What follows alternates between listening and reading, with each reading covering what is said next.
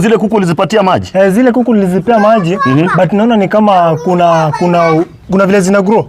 Ziko sawa, si ndio? Lakini yanko sasa, ndio umeleta town. Sasa nitakuwa nashinda hivi kwa nyumba, siwezi enda kazi yoyote. Niko na plans. Niko na mikakati za hapa na pale. Kwanza usimuona ile university ambayo iko hapa town? Nimeicheki. Wewe ulifanya mtihani wa Niambia utanipeleka huko, sasa ndio nangoja unipeleke. Ulikuwa nabii?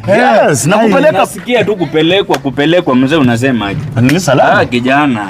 Sasa nasikia tu kupelekwa. Acha nikae hapa chini kwa sababu mimi ni mdogo. Sasa mnapelekana wapi? Huyu kijana amesoma.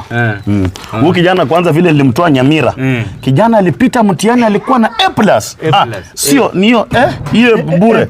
A+. Sasa huyu mtoto nataka nimpeleke hapa kwa university hapa hii ya Kakamega hii.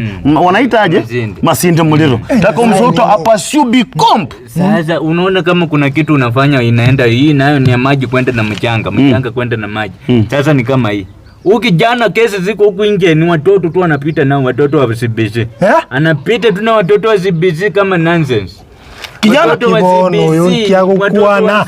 Wewe ongea vibaya ni nini anaongea? Yani watoto wa CBC kesi ni mingi huku nje. Kijana hauoni zile shida nimekutoa nazo Kisii huko? Unakuwa unakula mandisi huko, umekula hapa ni kuko, alafu unataka mimi haribu anko Kira. Huyu hata hajui kitu anasema.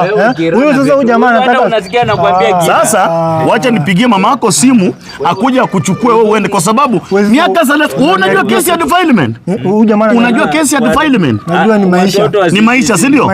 Ni maisha, si ndio? Sasa maisha ya jela na maisha ya kurudi kwenyu Kisii ni gani unataka? Subiri lipone. Nirudi Kisii. Enda Kisii. Subiri lipone. Wacha enda tu Kisii. Wewe ndio ulikuja naye, naenda Kisii. Acha kuanzaria mambo gimaya. Ya sasa unakuja kuniharibia maisha.